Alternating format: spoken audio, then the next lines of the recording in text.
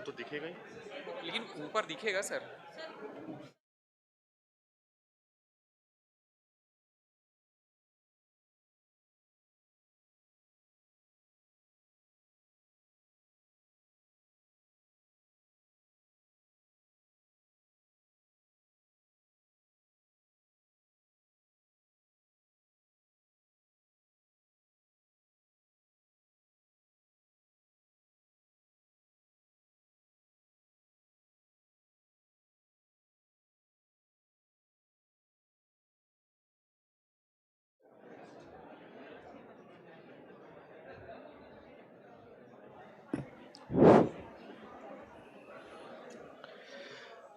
Before we start, I request all the awardees to be seated in the front two rows.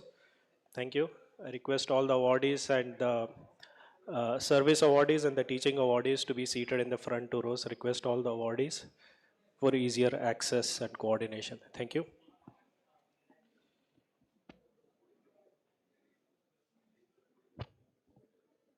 Thank you, everyone. I welcome everyone to the celebration of Teachers' Day. 5th September, as you all know, is celebrated as Teachers' Day, which is the birthday of Dr. Sarvepalli Radhakrishnan, who was the first Vice President and second President of India and an excellent educator. Today's function is to celebrate and felicitate some of our distinguished colleagues who have excelled as teachers and also those who have contributed immensely to help build our institution over their long and distinguished career here at IIT Kanpur. Before proceeding with the program, I would also like to mention that we are honored and privileged to have amongst us Professor Subhasis Chaudhuri, the Kamal Nayan Bajaj Chair Professor and Professor of Electrical Engineering, IIT Bombay, former Director IIT Bombay, as the chief guest to grace this occasion.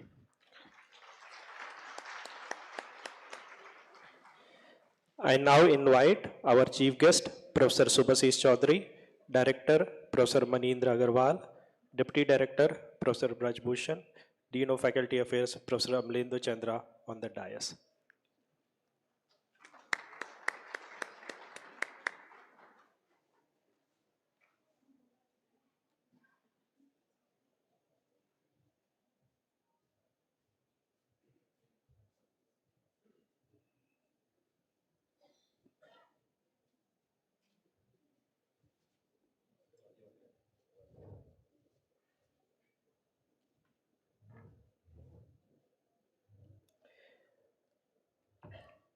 Thank you. I request Director Professor Manindra Agarwal to welcome our chief guest by presenting a bouquet to Professor Subhasis Chaudhuri.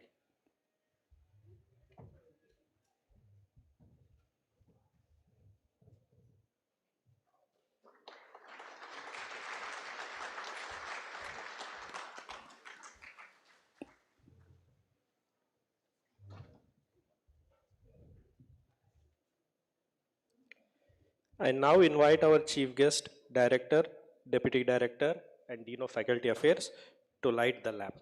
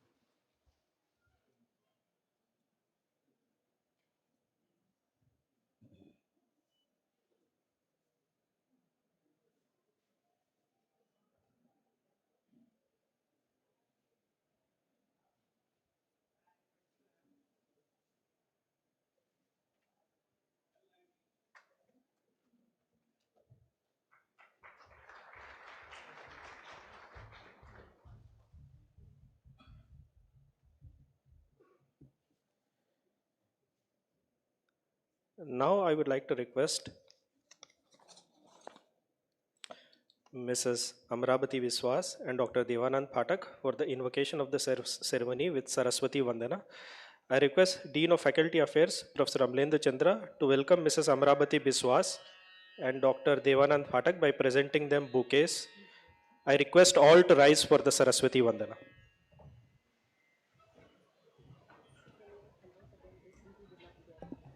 I request Dean of Faculty Affairs, Professor Amlendu Chandra, to welcome Mrs. Amrabati Biswas and Dr. Devanand Phatak by presenting them bouquets.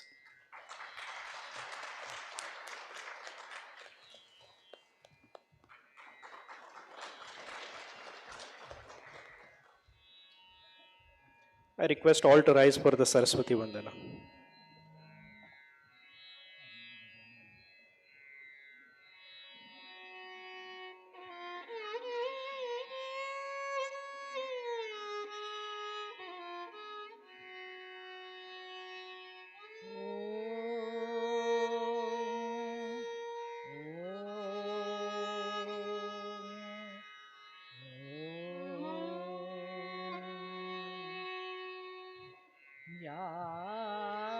कुंदेन्दु तुषारहार धवला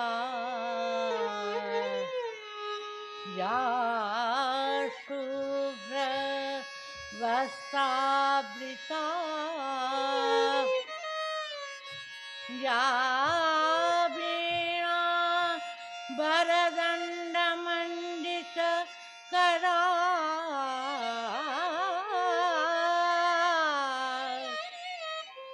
या श्वेत पद्मासना या ब्रह्माच्युत शंकर प्रभृतिभिः देवैः सदा वन्दिता सा मां पातु सरस्वती भगवती निःशेषजाड्यापहार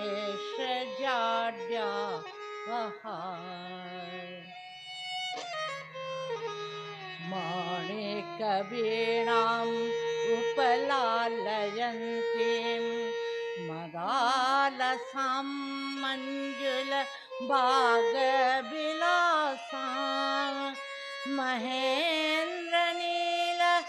युथिकोमलाङ्गीं मातङ्गकन्यां सततं स्मरामि चतुर्भुजे चन्द्रकलावतंसे कुचोन्नते कुङ्कुमरागशोणे पुण्ड्रेक्षुपाशं कुशपुष्पबाणहस्ते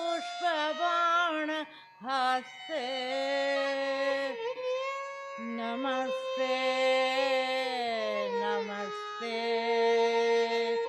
नमस्ते जगदेक मातः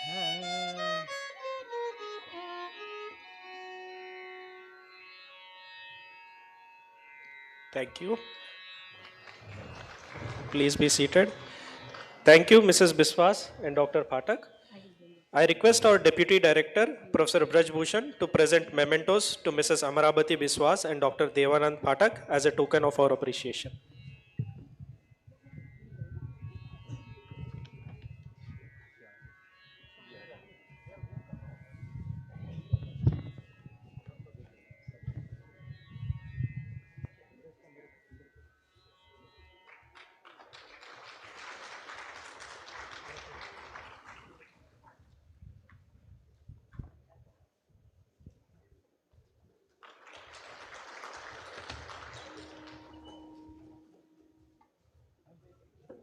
Thank you very much. Now I would like to welcome our Director, Professor Manindra Agarwal, to address us on this occasion.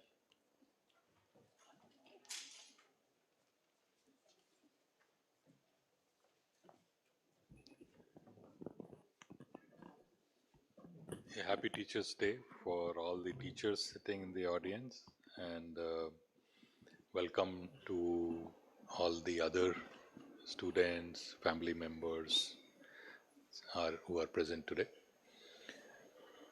Teachers' Day is a somewhat unusual event in the sense that, especially for us, where we are so busy with our day-to-day teaching activities, research activities, that it this event forces us to take a break and think a little bit, contemplate a bit about what we are doing, where we are going, and also provides us an opportunity, therefore, to improve ourselves and find new ways of communicating with our students, which is very important. As times change, the student population changes, teachers don't change, teachers stay the same for decades. So as teachers, we have to move with the times, adopt ourselves in new ways of communications, and make sure that we impart the knowledge we have to the next generation. It's also a day when we celebrate the excellence of those in our community who have excelled in this profession. And I'm really delighted to be part of this celebration and acknowledging the contributions made by some of our colleagues, and also those who have served the institution for 25 years. It's a enormously long tenure. So every one of them have contributed in a very significant way to the institute's progress and growth. So I just want to thank everyone who of the awardees, those who have contributed for a long period, and to all the other teachers in the institute who have been imparting the education for the generations after generations and excelling in it. Thank you.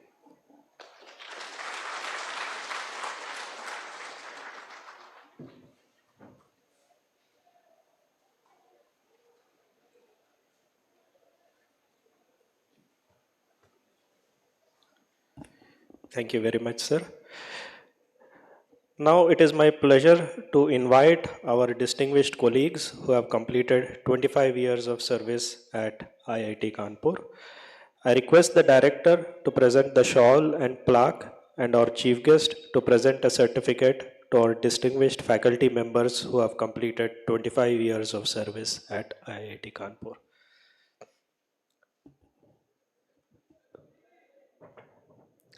First is Professor Jarogu Narasimha Murthy, Department of Chemistry.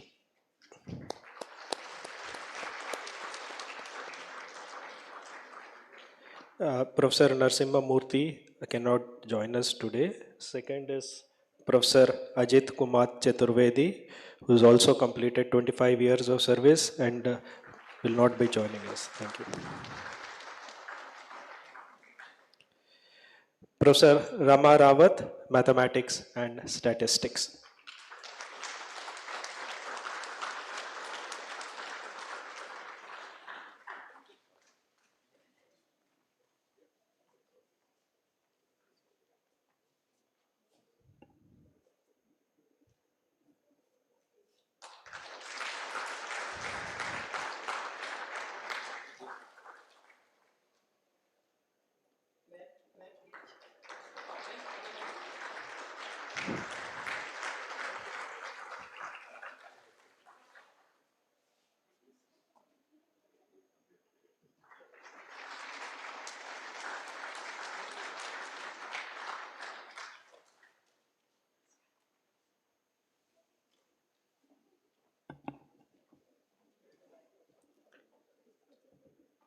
Mr. Navpreet Singh, Chief Computer Engineer, Computer Center.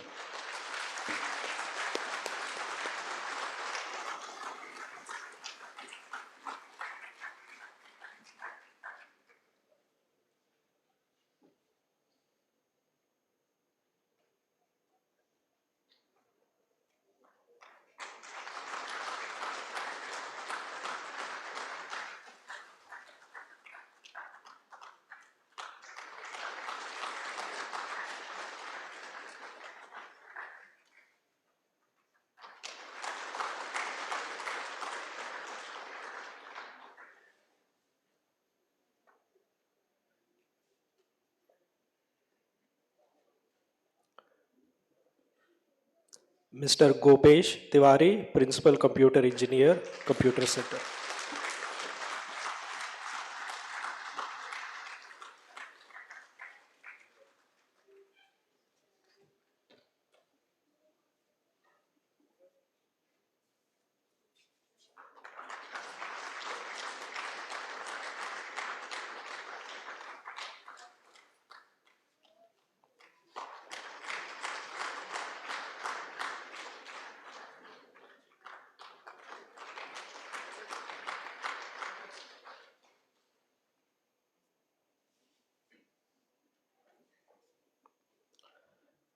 We thank all the 25-year service awardees for their distinguished service and dedicated service to IIT Kanpur.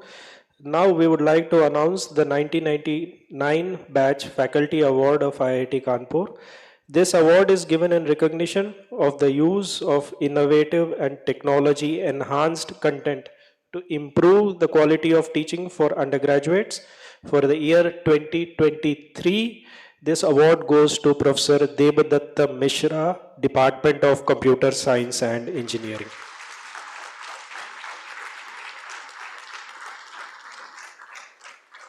I request Professor Subhasis Chaudhuri to present the plaque and certificate and Professor Agarwal to hand over the check of rupees 2,50,000 to Professor Debadatta Mishra.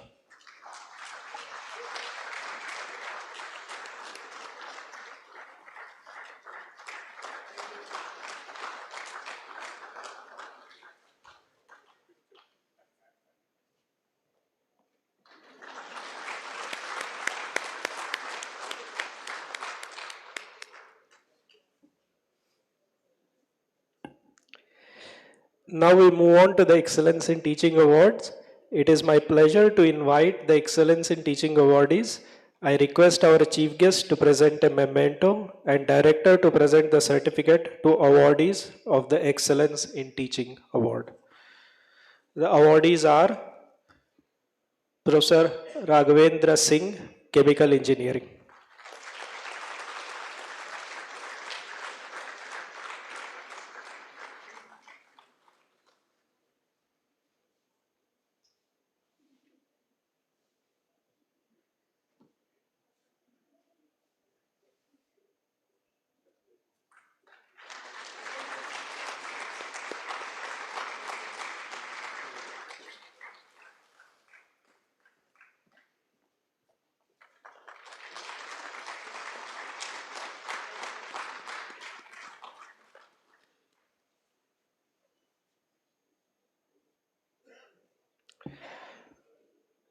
Professor Apparao Draksharapu, Chemistry.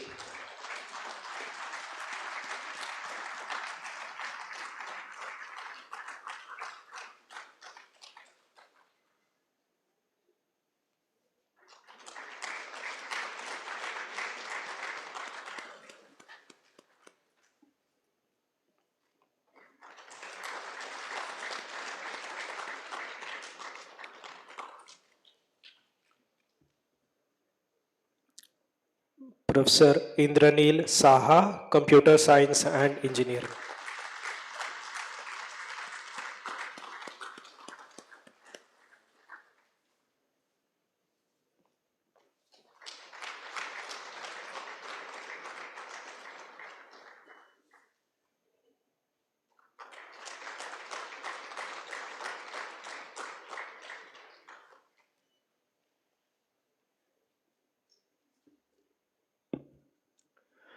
Professor Janakarajan Ram Kumar, Design.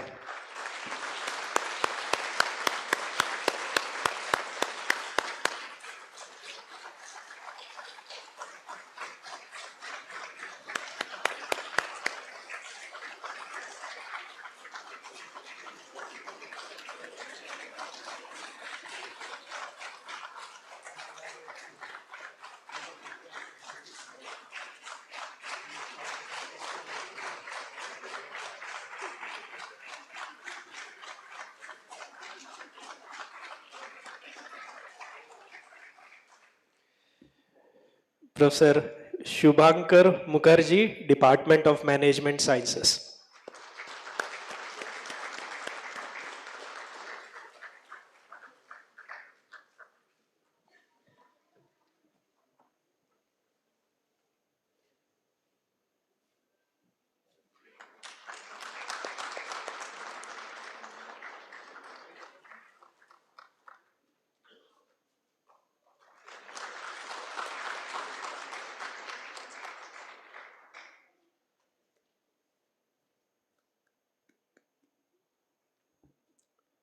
Professor Nishchal Kumar Verma, Electrical Engineering.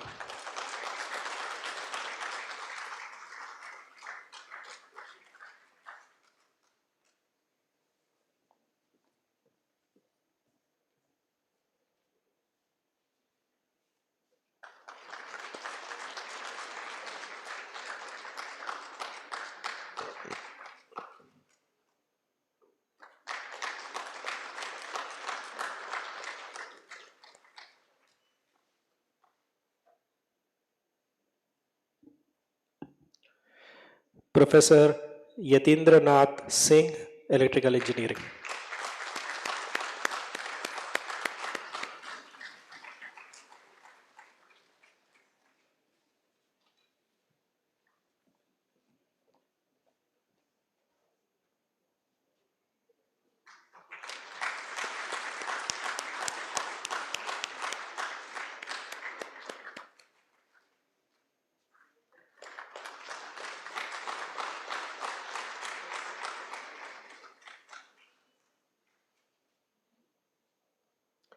Professor Syed Feroz Hassan, Humanities and Social Sciences.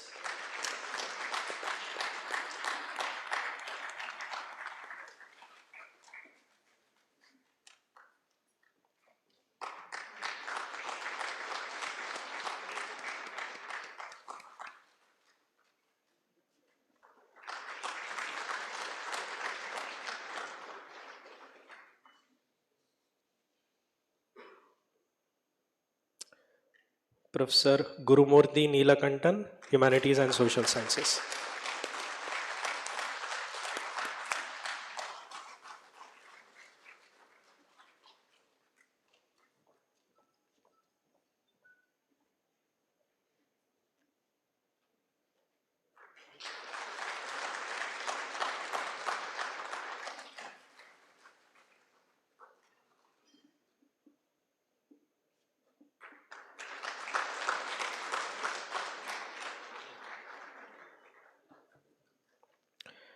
Professor Kaustubh Narhar Kulkarni, Material Science and Engineering.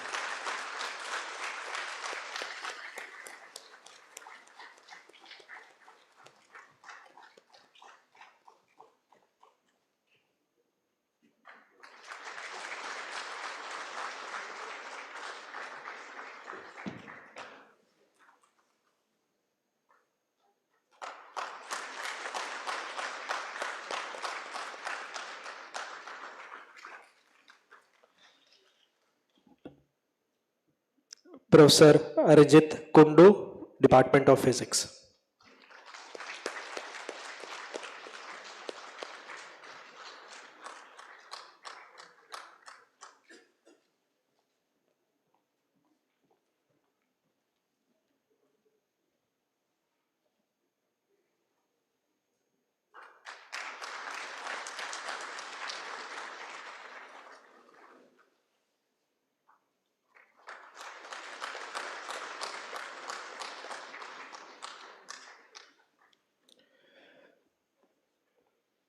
Our heartfelt congratulations to all our Excellence in Teaching awardees and 1999 batch faculty awardee. We now start with the program for the Distinguished Teacher Awards. I request the Dean of Faculty Affairs, Professor Amlendu Chandra, to kindly conduct the proceedings.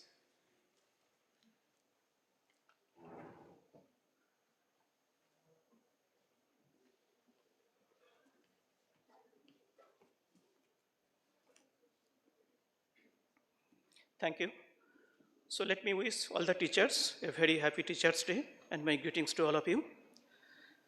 Our first distinguished teacher awardee is Professor Moinak Chaudhuri, the Department of Computer Science and Engineering. I invite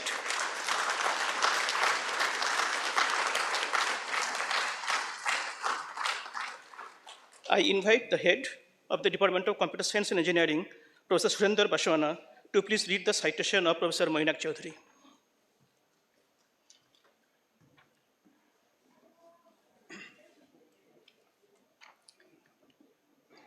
Professor Manak Chaudhuri joined IIT Kanpur in 2004 after completing his MS and PhD degrees from Cornell University.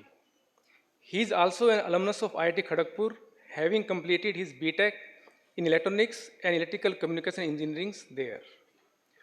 Professor Chaudhuri is one of the leading experts in computer architecture research in the nation. He served as head of the Computer Science and Engineering Department from 2022 to 2023. He received the Intel Technology Excellence Award in 2018, which is given for research contributing directly influencing Intel's mainstream processor technology. He regularly serves on the technical program committee of several top-tier computer architecture conferences. For instance, he is one of the technical program committee area chairs for the 2024 edition of the IEEE ACM International Symposium on Computer Architecture, which is globally preeminent venue for architecture research. Professor Chaudhuri has served as a co-designer of a multi-core curriculum sponsored by the Intel Corporation. As a result of this contribution, Intel identified IIT Kanpur as the first center of excellence in multi-core architectures in India in the year 2007. Professor Chaudhuri has also designed and delivered 2 courses to the processor design team of CDEC, Thiruvananthapuram. It is notable that these courses shaped the foundation of the first multiprocessor Vega designed by CDEC as part of the India Microprocessor project. Professor Chaudhuri was appointed as consultant for this project. Professor Chaudhuri has a keen understanding of the skill sets required to excel in the area of computer architecture. These skills are best acquired through hands-on examples, which is possibly why his courses have a lot of live practical demonstrations. Professor Chaudhuri is well known for deriving each concept ground up, starting from foundational axioms. In doing so, he has established benchmarks on how extremely intricate and advanced concepts can be made inviting and exciting to large classes of students.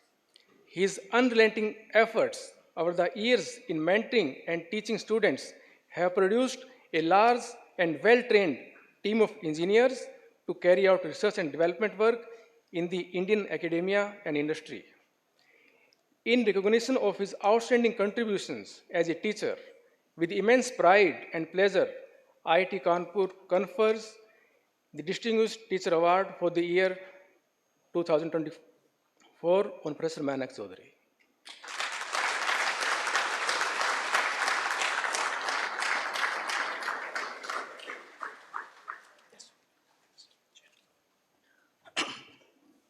Thank you, Professor Baswana. I now invite Professor Moinak Chaudhuri and his family on the dais to receive the Distinguished Teacher Award.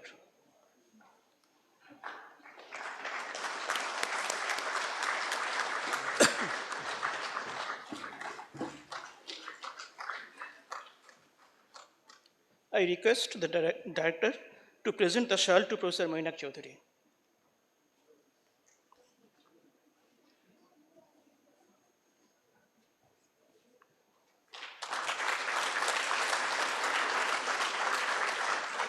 I request the Deputy Director to please present a bouquet to Srimati Maitri Chatterjee.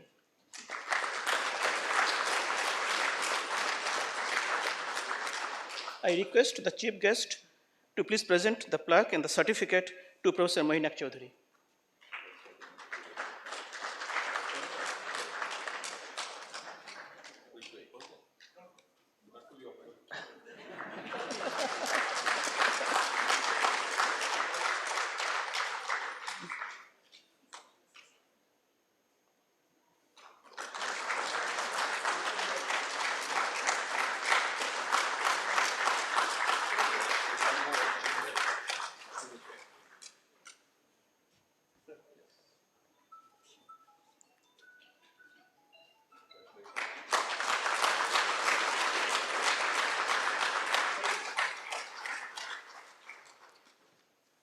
Thank you. I now request Professor Mainak Chaudhuri to please come here and share his experiences at IIT Kanpur.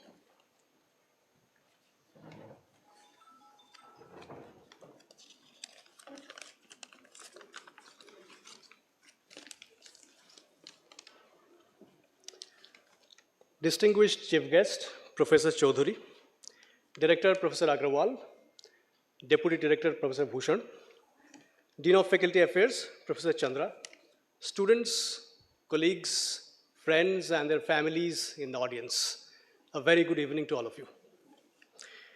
I congratulate all my colleagues whose excellence in teaching and service has been recognized today.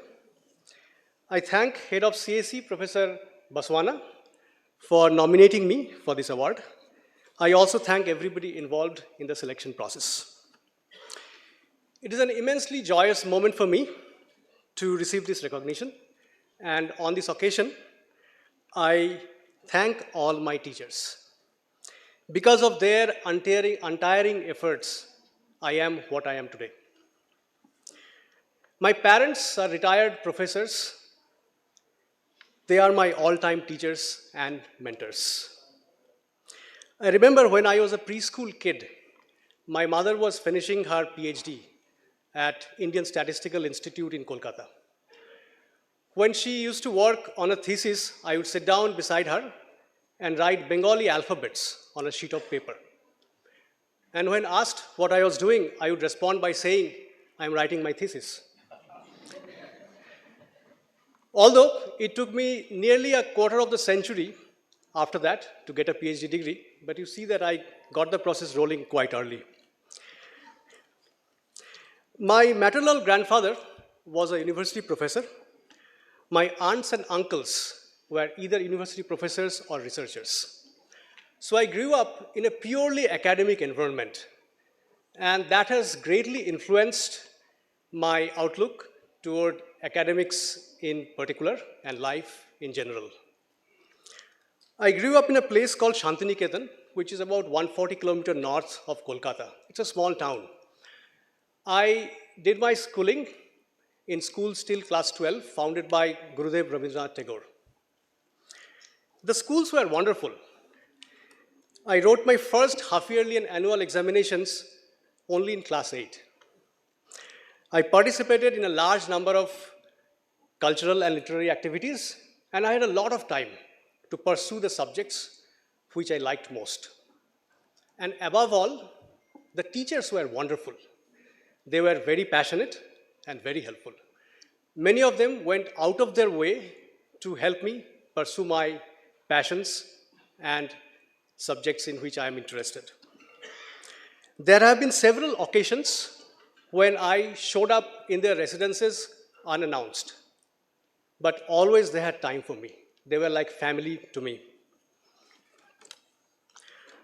While the school teachers helped me develop the foundation, the teachers and mentors I met during my undergraduate days in IIT Kharagpur and later during my PhD at Cornell profoundly affected my professional career. The way I pick a research problem, the way I approach a research problem, the way I explain the concepts to my students are all due to them. I thank all these great teachers for not only teaching me and preparing me for a professional career, but also showing me what constitutes a great teacher. When I joined IIT Kanpur after my PhD, it was my turn to teach. And soon after I started teaching, I realized that it's very important to understand the learning styles of the students. And every student has a very different learning style. Of course, it's nearly impossible to customize teaching in a large class based on individual students' learning style. But what I observed over time is that it's possible to classify the learning styles of the students into a few coarse-grained categories with some approximation. And then it is not too difficult to cater to those few categories. And student feedback, which we refer to as student reaction survey here, has played a very pivotal role in conducting this analysis. So I thank all my students who I have taught over the years for offering me valuable insight into my teaching and also constructive feedback that has made me a better teacher. Their encouraging words have motivated me every day to teach better. I also thank my teaching assistants for helping me conduct the laboratory sessions of my courses. This is my 39th semester of teaching at IIT Kanpur. There hasn't been a single semester in which I was asked to teach a course which was outside the teaching interest of my areas. I thank my wonderful colleagues and the department heads for allowing me to pursue the teaching interest in the areas I'm passionate about. Last but not the least, I thank my wife for her untiring support, my son for all the joyful moments. I thank the IIT Kanpur community again for honoring me with this award. I wish you all a very happy Teachers' Day. Thank you.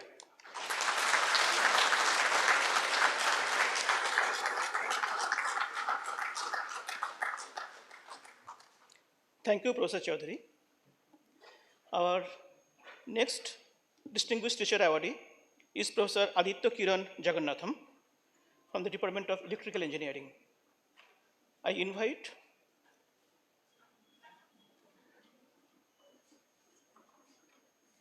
the head, Department of Electrical Engineering, Professor Jogesh Singh Chauhan, to please read the citation of Professor Aditya K. Jagannatham.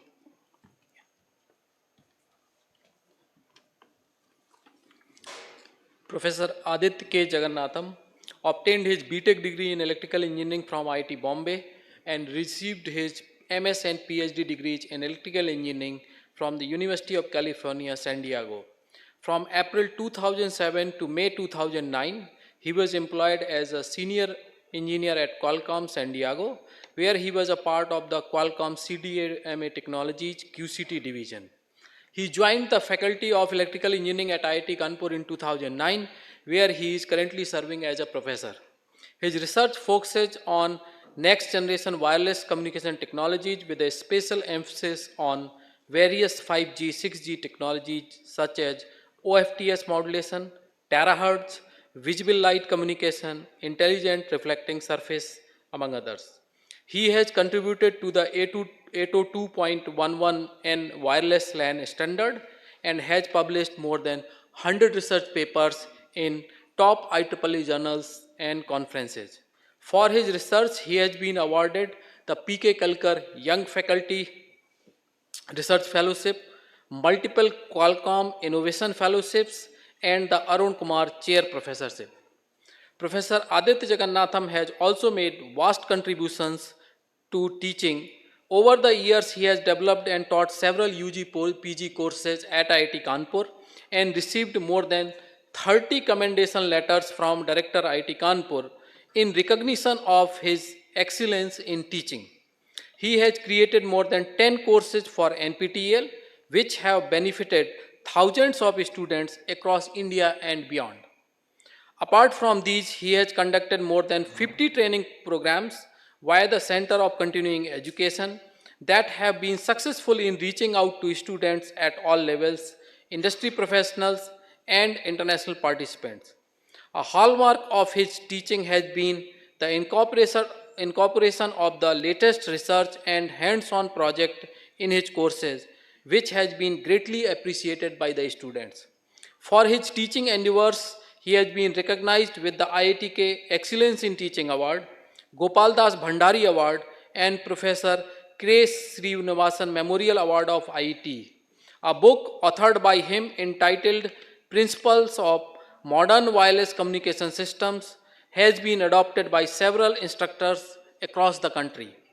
In recognition of his outstanding contributions as a teacher, with immense pride and pleasure, IIT Kanpur confers the Distinguished Teacher Award for the year 2024 on Professor Aditya K. Jagannatham.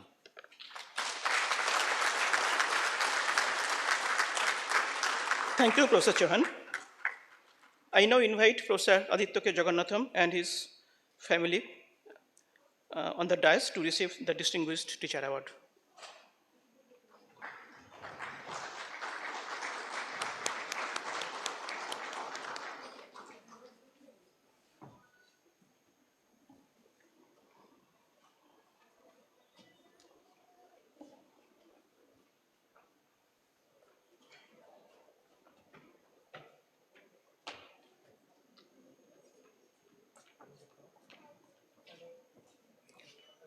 I request our director to present the shawl to Professor Aditya Jagannatham.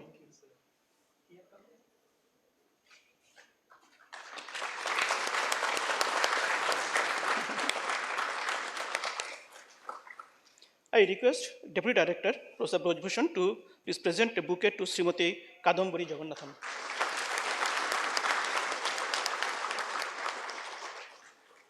I request our chief guest to please present the plaque and certificate to Professor Aditya K. Jagannatham.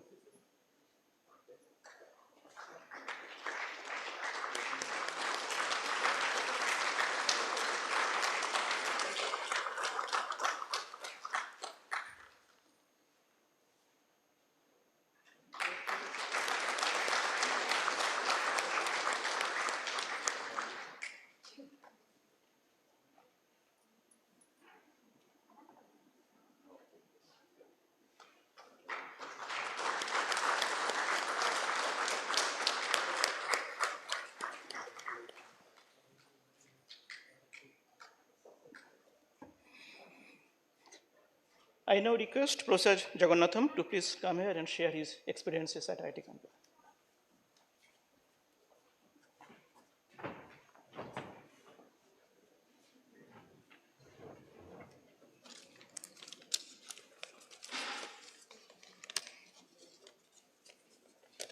So I have a very long speech. So the first thing that you have to learn about a distinguished teacher is that if a distinguished teacher gets a microphone, it is difficult to leave, right? So I am immensely grateful to this institute for bestowing this wonderful award from me. It is especially a great delight to receive this from my teacher, Professor Subhasis Chaudhuri, who has taught me at IIT Bombay. So it is a gift from heaven for me. So I have always believed IIT Kanpur is the best place to be a teacher. Maybe I can say IIT Bombay also, but primarily IIT Kanpur. So the emphasis we place on good teaching is unmatched in any other institute in this country. Especially if you look at the EE department. The EE department is notorious for good teaching. I say notorious because if you do not teach well, see, not only do they teach well, but if you do not teach well, they will make life miserable for you. My first experience with the importance of teaching was when I had joined IIT Kanpur, when I was a young faculty member, when I had a lot more hair, that is what I usually say. I was assigned to teach the fundamental course on communication systems, principles of communication systems. Now, as luck would have it, my head of the department, Professor Ajit Chaturvedi, he was a tutor in that course. So this is a hallmark of IIT. You can be young faculty, but the senior most faculty will be a tutor in your course, just to keep you in check. Or it's a very interesting phenomenon. And as luck would also have it, the HOD was also my neighbor. So he was living in the home right next to me. and he was my tutor. And of course, for the tutorial, our tutorials, start at 8 a.m. and we wake up at 6:30 or 7 to start preparing for the tutorial. At that point, I think the wife is already angry because you're waking up so early in the morning to prepare your breakfast, etc., and so on. On top of that, at 7:30 in the morning, we get a call from my neighbor, the HOD. Right? So in all this thing, and I'm thinking, oh my God, there must be some emergency or something has happened. Someone is terribly sick. But he says something, Aditya, now if you look at problem number 3, there is a typo in problem number 3. This passband should be baseband, I think.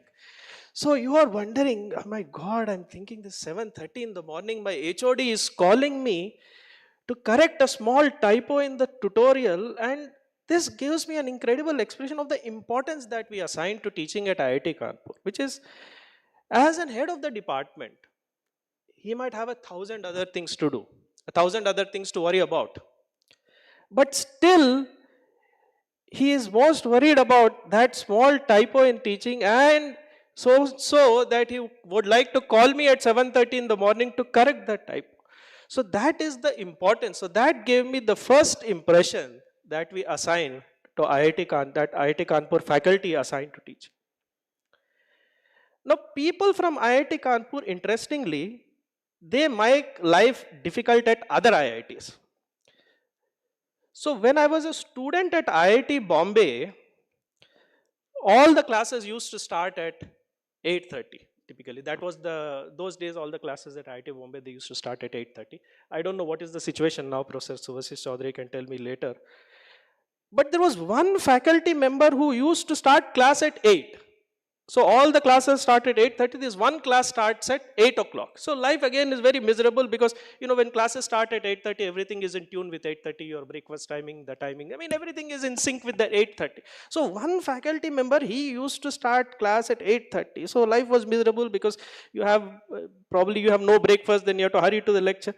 And then I used to wonder, everyone is starting class at 8:30. This faculty member, he starts class at 8. What is the reason? Now, later I found this faculty member, he did his PhD from IIT Kanpur. So that was actually the main, I figured out later that this is why he was making life miserable for all of us. So this is very interesting. So IIT Bombay is another great place for excellent teaching. Of course, one of my wonderful teachers is sitting here, Professor Subhasish Chaudhuri. I remember, I don't know if he remembers, he taught us the course on DSP that was there in our 3rd year. And there was a project submission in our 4th year, 1st semester. There was a project submission which you have about 90 students, groups of 3. So you can think about 30 groups, each of them presenting to him in his room. So the projects are going till 10:30, 11 in the night, and then he's getting calls from his home and so on and so forth. So the dedication towards teaching is unmistakable, both be it at IIT Bombay, IIT Kanpur, and I have had the good fortune of learning from some of the best teachers at IIT Bombay, Professor Vikram M. Gadre, Professor Sahasrabuddhe, Professor Subhasish Chaudhuri, many others, and they have had a very great impact on me, and thank you very much. And of course, at IIT Kanpur, our department is full of excellent teachers, be it the Professor Ajit Chaturvedi, Professor Alok Datta. I mean, so many. I mean, every teacher is, for me, in our department, looks like a distinguished teaching awardee. The last point I would like to say is the following, and this is more a little bit of a reflection of my teaching at IIT Kanpur. When I received the Excellence in Teaching Award about 5 years ago, I made a slight comment. Of course, Excellence in Teaching awardees are not allowed to speak, as you can clearly see what happened today. But I just took the mic for a little bit again. I made a slight comment that as I got the Excellence in Teaching award, probably my wife will now let me teach my 7-year-old son. That is the comment that I made. It's because I was not able, because my wife didn't consider me good enough to teach my 7-year-old, then 7-year-old son. Of course, now 2-year-olds, now totally out of control. Now no one can teach him. But once I stepped out of the hall, there was one faculty member who pointed out that teaching kids requires a completely different skill. And that got me thinking, is there really a difference in how we teach our students and how a mother approaches teaching. And in fact, that has changed my perspective on teaching to a large extent. When you look at how a mother teaches her child and how we approach, can we bring, I don't know what it is, maybe it is love, maybe it is caring, can we bring some of those aspects into our teaching? And I think that can greatly enrich our experience, and I think that has greatly changed my whole outlook towards teaching. Lastly, I would like to say teaching at IIT Kanpur has been a great pleasure, being in the presence of such wonderful colleagues. I thank God for giving me this great opportunity. I also thank my family, my wife, kids for their wonderful support, and my parents for inspiring me. Thank you. Thank you very much, sir. Thank you.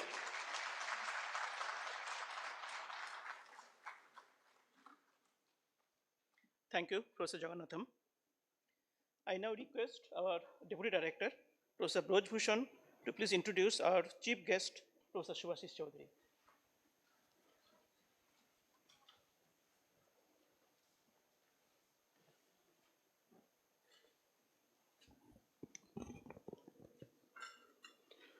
Professor Subhashish Chaudhuri is currently the K.N. Bajaj Chair Professor, Department of Electrical Engineering at IIT Bombay.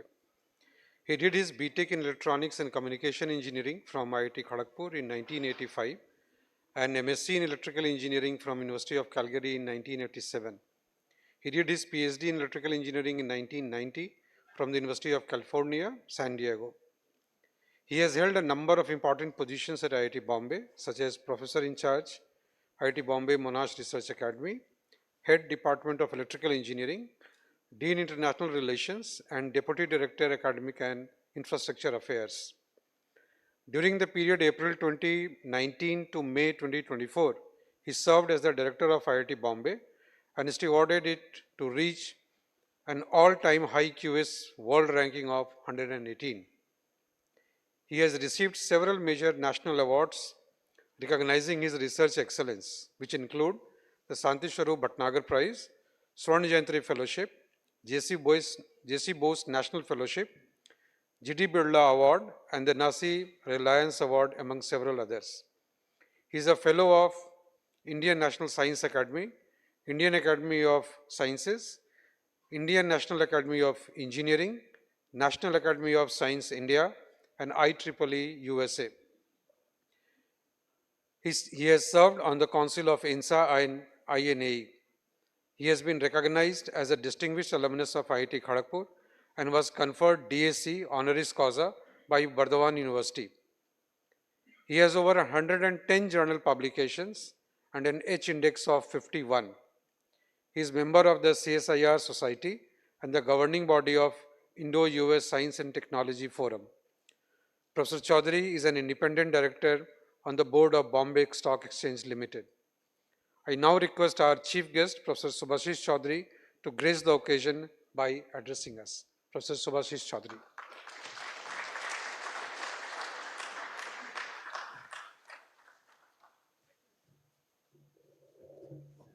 Should I change the... Yeah. No, don't worry. Professor Agarwal, Professor Brajbhushan, Professor Chandra, other distinguished faculty members, students, family members, and other guests. It's really a great honor for me to be here on this very special day. And when I received a call from Professor Agarwal saying that, can you come here on 5th? And then I thought something came to me that when, after coming back to India, joining IIT Bombay as a faculty member, today we are talking about teaching. And I think Aditya talked about both, Kanpur vis-a-vis Mumbai, okay? Then we always heard that, oh, IIT, if you have to really, get good classes or something like, the teaching is very important. It has to be IIT Kanpur. So then I realized that, since when my time was to sign up for one of the IITs, since I missed joining IIT Kanpur, maybe this is a way to at least get here, and if not as a student, maybe you can give a talk here. Okay, so thank you, Professor Agarwal, for the opportunity. It's actually, first of all, I must say that it's because of our great teachers, okay, that we are here in this room, most of us, because somehow our own development, be it academic, be it character, be it whatever, the social side, they get decided by how you pick up the bricks in your life, okay, from early childhood to much later, based on the teachers. And we are thankful that, particularly I coming from a very, very small place, very indiscreet place, that when you come here, really appreciate that even in that small place, we had teachers who could really motivate us to look at something much beyond to the narrow boundaries of those small places. So yeah, it's on this special day, I also put my special kind of remembrances to my own teachers at different places, even whether it's an IIT Kharagpur or even, let's say, my small native place in Dulian, or it's, like in UC San Diego, we had great, I think Aditya followed everywhere, wherever I went, so, so even there. So it's a great opportunity. And of course, today we are also here because of, it's a special day, 5th of September, Sarvapalli Radhakrishnan, a great philosopher, a great teacher, on the special day that we celebrate. And IIT Kanpur is honoring some of their most distinguished faculty members who have achieved such kind of special kind of mention in terms of how they teach. So my congratulations to each one of you, to those who are the awardees. Okay. And then when I was thinking that, what to talk on, okay, the problem is that last 5 years, I was mostly, when I was in my director's office, then somebody asked me that, how is currently you are different from what you used to be, okay. Then I said that I see only two differences, okay. The first one, earlier I used to talk on things I know. Now I talk as a director things that I do not know, okay? Because I'm talking of everybody else's thing, not what I am, my own thing. Secondly, earlier I used to do my own work in the lab with students. Now I'm doing for everybody else's work. So that's the two differences. And at the same time, when we said that you give a talk, what is the topic that I should choose?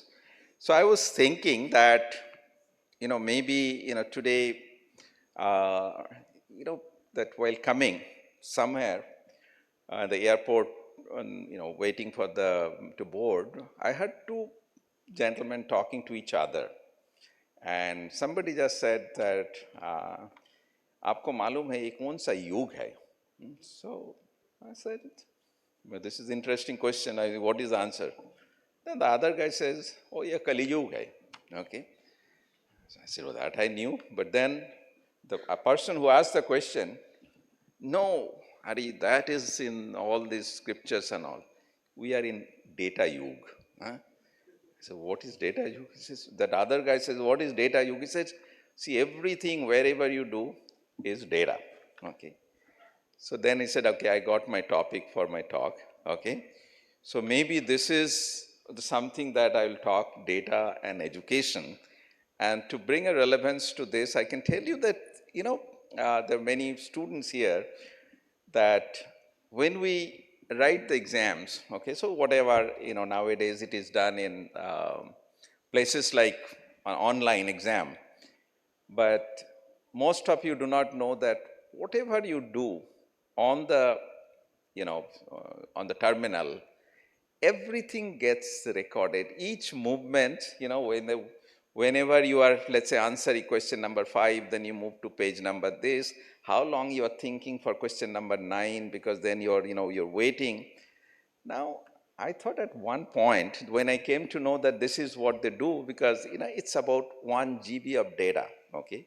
that gets created by this. So I said, what is the point in storing the data? Okay. Then you'd be surprised to know that this data, even though I thought it's completely useless data, okay, I mean, why would I do all this thing? Finally, it's the final score that matters, because based on that, people will get ranked. It turns out that during our time when IIT Bombay was doing this JEE exam, okay, so we had 42 court cases, okay, overall, where everybody said that JEE exam was wrong, something happened, my screen did not show up, my mouse stopped, something happened, so many things, and many of them went to the High Court or Supreme Court. But you know what saved us? It's those data points, because we actually went to gave it to our lawyer and saying, no, what he's saying is wrong, because the data shows the person tried to attempt this question from this time to this time, okay? And believe me, we won all the cases, okay? So that actually gives you the power of data. But the other aspect is that data that you have, it creates more data, because you can take pairwise data, 3 of them, triplet, whatever it is, and you can create, more and more data, okay? And that's what I thought is that if you look at the data generation, we create so much of data, and how does it help in about education, the science and technology? I would be talking mostly from the STEM point of view, okay? So if you look at the way that the education, particularly science and technology, it just all evolved. So of course, at the beginning, there were no data, okay? So you were like more philosophers, okay, what happens, what is realizations, others, because you have no data, it's your understanding, your own. But when you started getting, the first thing was basically based on observations. So you take some certain measurements, observations, and then suddenly Archimedes says, oh, eureka kind of thing. This is what happened, those are the points that you had. So then you started with the data like a model building. Like, oh, if this is what the measurement is, maybe this is what is Ohm's law, this is what Ampere's law. All these things started coming, and you got a kind of a nice model to define certain physical processes, right? But then later on, I think when the parameterization went up a lot more, you have more and more. So basically then you have limited data, but also kind of these simulation studies that came in because computational power came in. So you tried to do more of them and see whether it is matching certain thing. And so that's like the third paradigm. And finally, the fourth one is that when you have more data, forget about everything. It's like I have input data, I know what is output, and then basically it's a black box, you set it up, you call deep learning, whatever it is, and you have something, okay? Now this is where we are. Now given this, that today the education as a teacher, or as a student, when you do that, so of course, the teaching depends on what we know currently, because there is a nice joke also, because we had a colleague, okay, so he was asked, oh, can you teach this course, okay, so he says, there's nobody else. He says, you can assign me any course, but finally at the end of the day, I can teach what I know, okay, so call it whatever you want, but this is what I will be teaching. So it's like, when we as a teacher, we have to teach something. How does this new knowledge that gets generated, now we call it data science, whatever, at the same time, technology is evolving much faster. So how do you actually leverage this to see that what could be the new way of looking at it, what we should be covering in our courses, how it should be done, all this becomes very important. And I'll come to that. But when I talked about the data yug that people started talking about, it turns out that there is a group of people who actually try to document the evolution of the information, okay, that not necessarily knowledge, but it's an information, that how it gets generated and what is the quantification. It turns out that whatever data that was generated, whatever the prior to the 0 AD, so before the birth of Jesus Christ, if you look at the, sum it up from minus infinity, so they are estimating that by the time you are like 2035 or so, okay, your time to develop the data is about 6 months, okay. So if that happens, so that means if you are writing a paper today, by the time actually the paper gets reviewed and getting even acceptance, half of the value is gone. Okay, this is like a half-life of the paper, So if that is the situation, then of course you bring in this, and that more data would be available, may not be always the ground truth or whatever, how to do it. But at the same time, if you look at the latest comment by Sam Altman on this OpenAI and others, and nowadays many of them are repeating the similar kind of statement, is that the cost of intelligence, okay, is now coming down and down. This thing is becoming cheaper and cheaper with this AI and machine learning. Now, if you put them together, so of course, this means like maybe of course there will be a lot of computation and others, but what happens, they're saying the cost as opposed, like if that happens, then the key question that I think at this point would be for the teacher and the students. Let's say supposing I'm a 17, 18-year-old kid and I'm just joined IIT or wherever before that, my thinking would be what I should be actually studying, okay? If my knowledge gets, whatever it is, the kind of thing that I learn gets reduced by a factor of 2 in 6 months or 8 months by the time I graduate, or 1 year, then there's too much of obsolescence, okay? And similarly for us as a faculty member, okay, what we should be teaching, okay? So, and the thing is, for anybody as an engineer, let's say, your typical investment in learning in higher education is about 4 years. And you want to derive, like let's say the benefit of that through your job, whatever the kind of thing, for the next 40 years, right? But whatever the material that we absorbed in these 4 years, and of course there would be always learning, while you're doing, but if that thing keeps changing too early, or too fast, then how do I actually see that where I should invest at that point? So this is a critical problem. And then the question would be that what to teach, okay, how to teach, and if you like online and others, if you say where, where to teach, okay, like I think one of your, Professor Chaudhuri, when you said that you probably studied under the tree, okay, but now you may be somewhere else online, so, that's kind of thing. Or, when to teach, even that's also a critical problem. Like maybe I should just go to the institute for 6 months, take a break for 1 or 2 years, okay, regurgitate the whole thing in an industry wherever I am fitted in, come back for another 6 months, go back. Is that what I should be doing? So these are the questions that, typically if we are looking at it, it's not that we know. And if you put it like I said, that last 5 years for me, since I was not in my department, so to some extent it was for me like Banavas. Okay, so I was like completely somewhere else. And if you go back to Ramayana, Mahabharata time, okay, I think Yudhishthira or Rama, they never had any problem. 14 years, okay, no problem. I come back and I start from as if like the same thing, okay. So they started like this, okay. We had Rip Van Winkle, such a long time, but he had no problem surviving afterwards, okay. But personally, okay, if you look at the 6 months only example, that your time gets doubled, the only example I can think of is Kumbhakarna. By the time Kumbhakarna wakes up, next time in half time every time, right?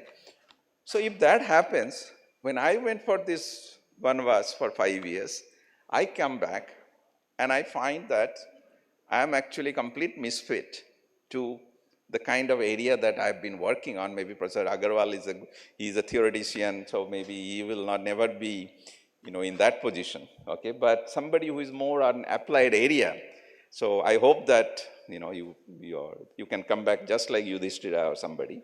But to me, I was like completely out. I was just Kumbhakarna, woke up, and then I'm here, and then I don't know how to fight. Okay, so that's what is happening.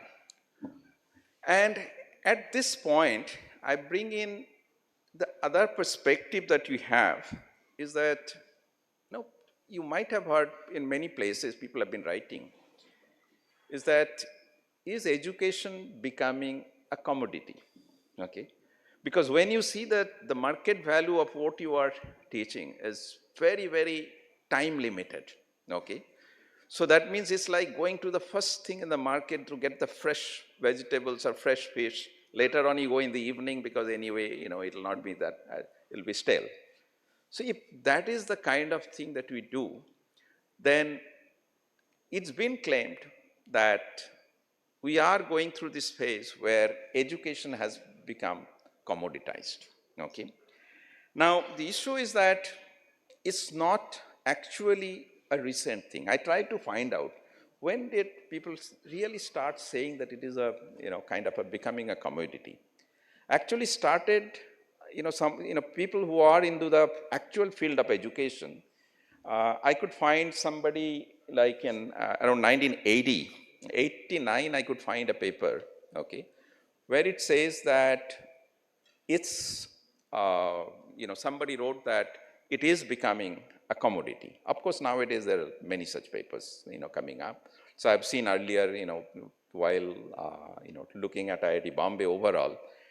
So if that happens, then what are the effects? Okay. And this is, we need to sit down and think. It's not so easy because I did not, there the paper was more or less about, why it is becoming commoditized. But I'm not getting into that because there would be, you may say, what is it? There would be so many ed tech things, others are coming up, they say that, okay. So if you look at commodity in the strictest sense, it's been always there to some extent. Like, if you say coaching is a, is something that is because education is a commodity, like, you take example of quota or somewhere else, okay. It's people, India, we always had, this private tutors, I think. I think the first example that I can think of is probably Dronacharya, was the first, probably the official coach, I mean, in that sense, because for Rama, it was Vashishta was never took money, as far as I know, okay, but Drona made his living because of, the whole purpose was that I do this so that I can, take revenge at a later stage, if you look at that way. So it's been, historically, it's been there, okay, and even I have heard that when my father told me that when he was, coming there from a village, going for, his studies in Calcutta, college, and then he needed to do some kind of, like tuition to get some money. So the idea was that you have the lamppost, on the streets, okay. So there would be somebody who, those days, of course, there was no online, no, places where you can look for them. So somebody would paste that wanted a tutor, okay, for my son or daughter, whatever it is, and somebody will keep on pasting. And now supposing I am the one looking for it and I find that it is happening, so I'll go behind that person. As he pastes, I look at I take the number or whatever the address and keep on tearing it off so that I don't have a competitor, okay? So that the whole purpose that you are putting up the ad, it goes up. So it's very interesting. It's that people have been always playing this kind of games, right? I would not say mischief, but because, it's a survival question. So if that happens, then if all education that you will be seeing is becoming very, very market driven, because if it is really, commoditized, and when that happens, then of course there will be industrial need. So basically the people, there would be research happening. So normally knowledge, in my understanding, is becoming more like it's growing in all possible, spheres, okay, no matter whether it's sociology, like a student. They say that it will be on a need to learn basis. Okay. Then that is also not, because the normally, if it is not a commodity, then you would see that learning is a process of self-discovery. That's what they say, right? You learn something, then today you say, oh, I like this one, so I want to study this, okay? And it may not be that I need to learn engineering. I may go somewhere else, I may like something different. Or if you have done engineering, many of our IIT students or something, next degree they have gone somewhere else. But probably that's not likely to happen. People will move towards where actually the meat is, right? So this kind of situation, it's now growing. You will see in the, even our student side, when they come for what project you can give me, in summer project or whatever it is, it's already started happening that, okay. Now, so when you have the, the knowledge then also, because then I've seen different, you go to the private education centers, then the cost of your education, it depends on the demand and supply, okay. So certain, maybe it's a computer science now, okay, the tuition fee would be a lot higher than if you go in some certain other areas, then it's probably much lower, right? So they try to take leverage of it, because of course in IITs we have the, the nice kind of a buffer that we always get from the, thanks to the ministry, so that we don't follow that kind of thing. But the moment you go out of this government and the institutional setup, then this kind of things start happening, okay. On the other hand, somebody who is, as an engineer, we always talk about the efficiency of utilization, like whenever you have to do something, whether it's an energy efficient, whether it is like this. But normally, when you look at a view from education with that perspective, okay, your utilization efficiency is usually low, okay, because I like it, so I read it, okay. I do this, but finally I end up doing it, so it's okay. But on the other hand, when you're paying for it, okay, and your thing is that this is what actually brings you the revenue, then utilization may be much more. But what happens? You are skewed on the other side, okay. So these are the issues that I think I, look at it. So similarly, I would say that usually for something like when you have a knowledge as not as a commodity, the evolution of knowledge is much slower, but it is a lot more rounded. But if you go for commoditized thing, then it happens in one area, but not necessarily in some of the other areas, okay. So sometimes we may be a little blind, because sometimes the knowledge percolates from one domain to the other, and then are you going to lose on that kind of thing? So these are the issues that, we need to look at that, okay. So if you look at, maybe I should give you an example, okay. Let's look at what happens next. Now, one of the things that people say that all kind of coding, major kind of coding would be taken up by Copilot or whatever, some kind of automated programming, okay. Now look at that particular area. India had an edge on that specific thing on the coders, right? So typically, I think India has some number, I think I wrote it down, something like 5.8 million coders. I'm not looking at a very low level, those who are actually doing in the tech areas. It's around 5.8 million. China has more, I think something like 7 million. And US has about 4.4 million. Okay, this is around 2022 figure. Okay. So if you do this this kind of a pilot, then your coding and others, so maybe you need to define at a high level description, but basic level of things would be done automatically, okay. So what happens to the job, okay?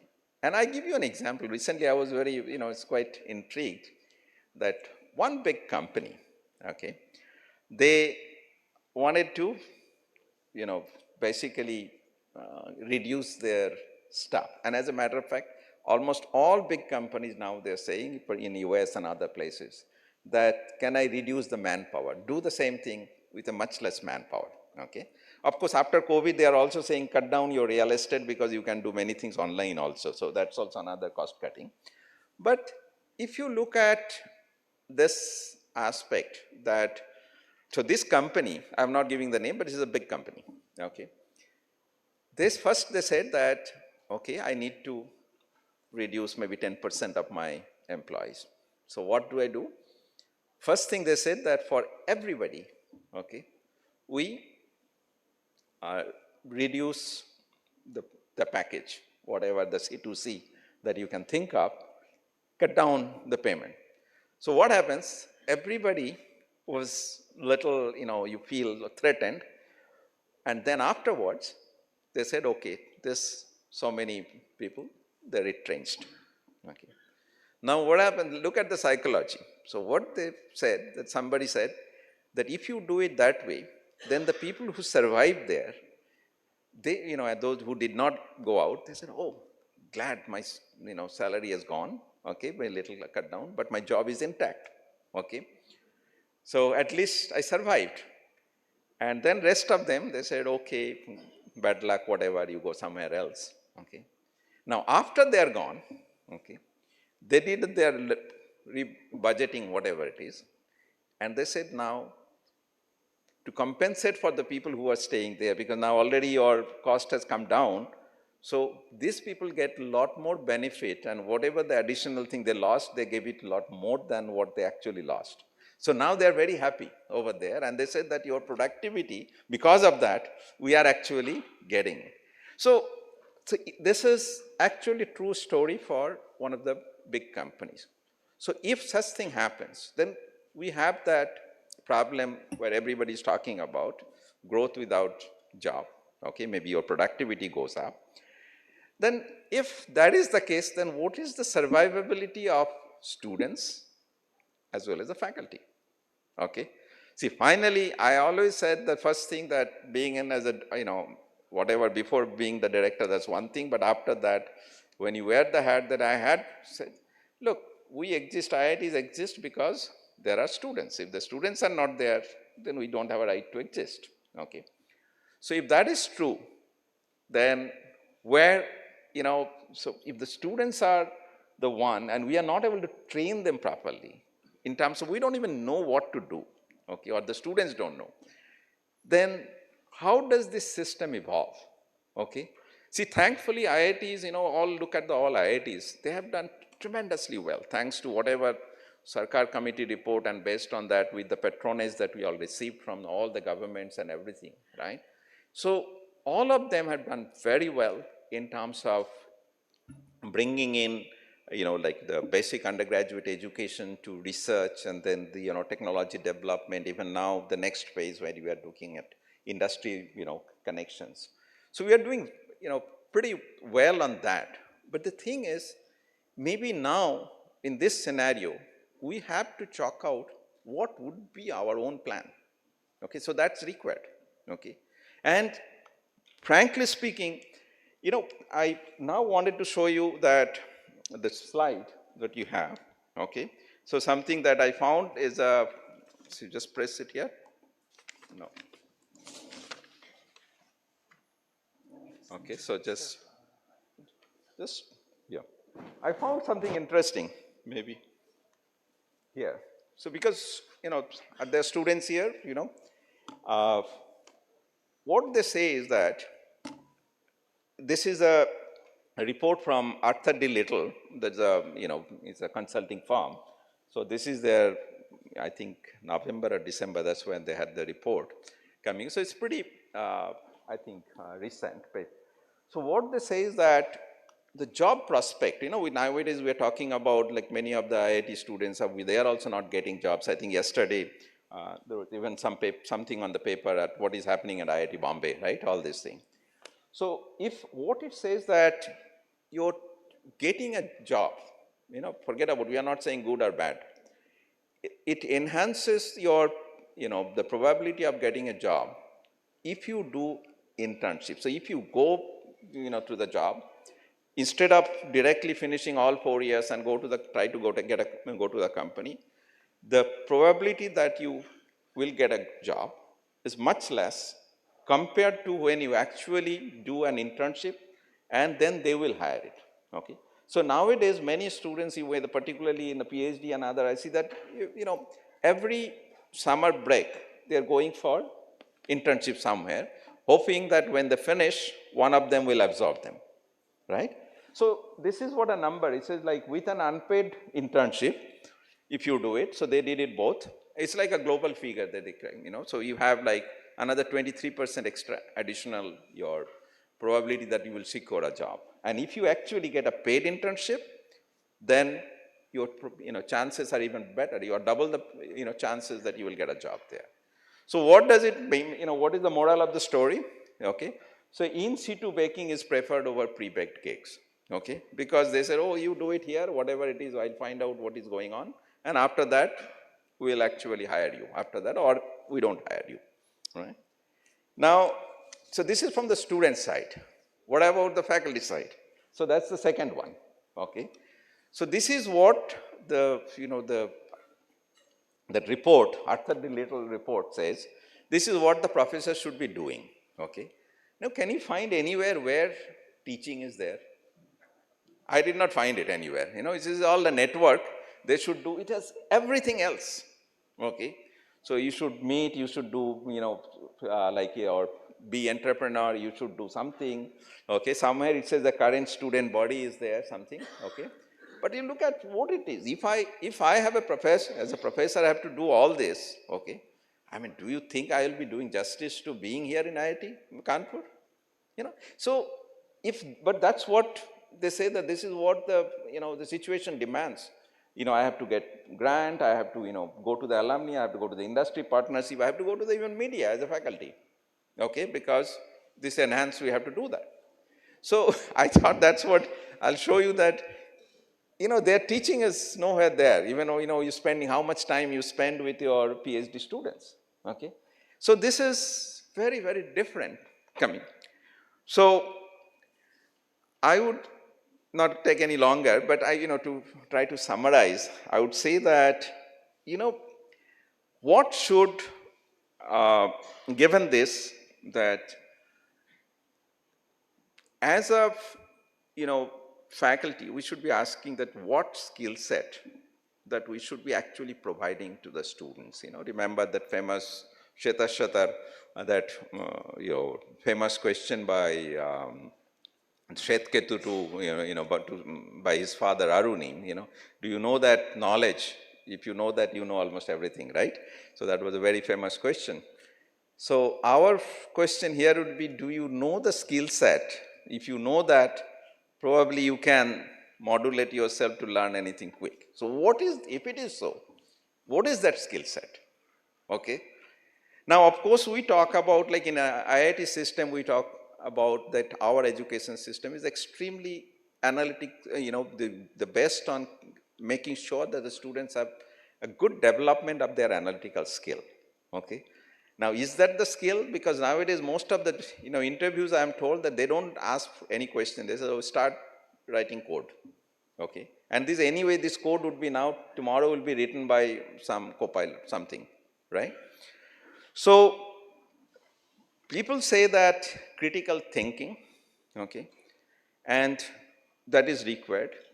Similarly, ideation, creativity, these are certain things which is probably will stand out if somebody can inculcate those kind of things, okay. So since your chances of getting a job will get reduced, probably you'll have to create your own job, so that means entrepreneurship, others, okay. This kind of opportunities, we have to look at that. But the key, the fundamentals was that if you look at the overall society structure, no matter from very earlier stage to even now, typically, there would be people who, small group of people who would generate knowledge, and most of them would be using them, okay? That's a job, right? That's what you do. But this kind of, in the new situation, what is happening is that set up, the requirement where, let's say, 90% of the people would be, using this, the knowledge to do the work, is getting reduced, okay? So all of them have to be pretty innovative, maybe tomorrow not only that we teach all these courses and other things, there will be certain other things we have to tell them so that they are the one who can actually benefit all these tomorrow's students. Of course, one thing is that how do I myself survive in this situation? Okay, if I am a young faculty, see, I'm thankfully, I don't have to wait for more than 5 years to retire, but most of the young people, they will have to face that. Okay, to see that it doesn't really hurt the system, because finally the nation, the world has to go, the technology will keep on improving, okay, but the innovation in terms of the education has to happen. And I'm not sure I have the right answer, but I think my attempt has been to give you some kind of, I would say the pointers to what we should be thinking, because finally it has to be a kind of a collective thinking process where probably we can converge to some good solution. May not be, a solution need not be written on a stone for a longer time, but maybe like for next 5 years or 10 years, that's what we should be done. And we look forward to seeing that whether we can all do it together. That will be the best thing, that as an IIT, all IIT faculty, we can actually work together to do that. So with that, I congratulate all the, the award winners, okay, and the other, congratulate the other teachers here. Thank you so much, and it's really a pleasure to be here. Good night.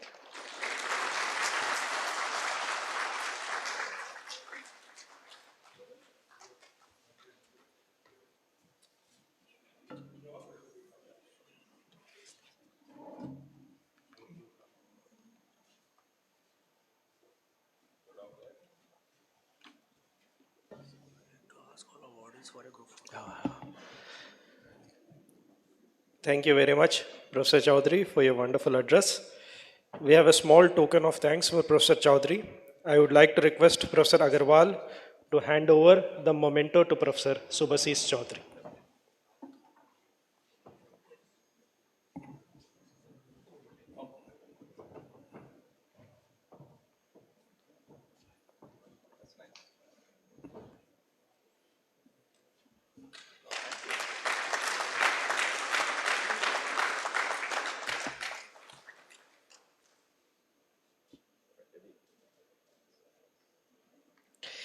Thank you very much, sir. So this brings us to the end of today's ceremony. It is my pleasure to deliver the vote of thanks on this memorable evening.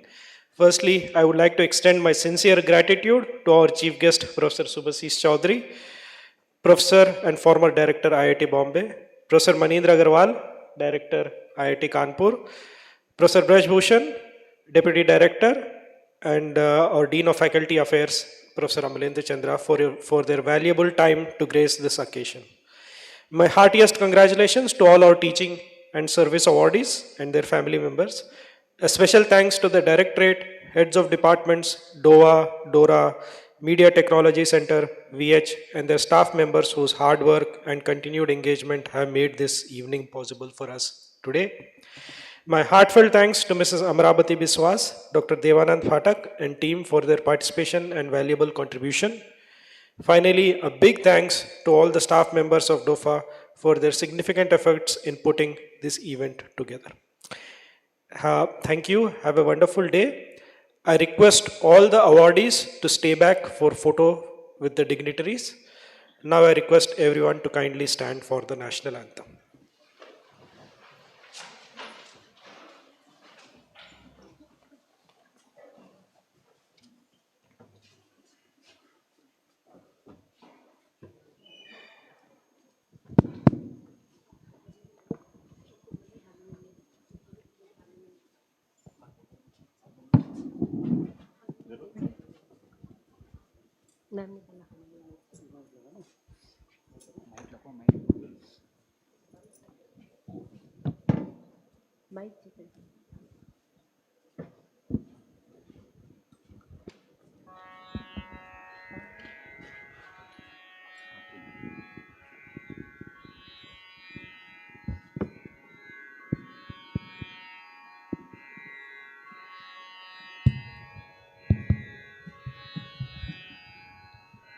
Jana Gana मन अधिनायक जय हे भारत भाग्य विधाता। पंजाब सिंधु गुजरात मराठा द्राविड़ उत्कल बंगा। विंध्य हिमाचल यमुना गंगा उच्छल जलधि तरंगा। तब शुभ नामे जागे तब शुभ आशीष मागे। गाहे तब जय गाथा जन गण मंगलदायक जय हे भारत भाग्य विधाता। जय हे जय हे जय हे जय जय जय जय हे। Thank you.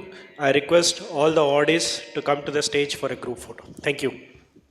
All the awardees, please come to the stage for a group photo. All the dignitaries, please come to the stage for a group photo.